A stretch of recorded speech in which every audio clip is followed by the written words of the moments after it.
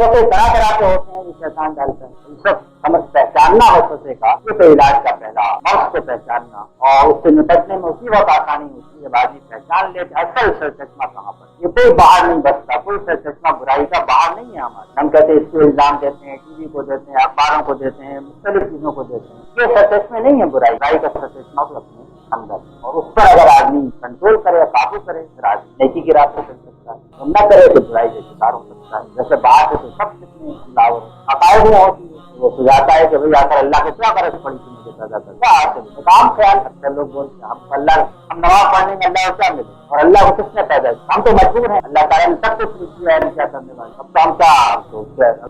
Script लिख दिया है, हम तो एक्टर हैं, हम काम करते ना, हम मजदूरों पर तोहमत सारी जो चाहते हैं आप सकते हैं, हम पर आप करता है, सब एक वसवसे अकायद के बाद। उसके बाद फिर दुनिया बरतने के बाद में आते उनकी तरफ से भी आते हैं जो ताकतवर हो, उनके पास अख्तियार होता है, वो कहते हैं अच्छा तुम हमारा कहना तो कर लो, वैसे बाख्तियार माँ बाप कहता है जन्नत दोज़ख हम देख लेंगे, सवाब अज़ाब से हम निपट लेंगे, जो हम कह रहे हैं वो कर लो। ये भी एक वसवसा है। इसी तरीके से जो एहसान किताब हैं लोग, हमने तुमसे ये एहसान नहीं किया है, इसका बदला तुम दे दो, ये भी एक वसवसे की चीज है। इसी तरीके से और फिर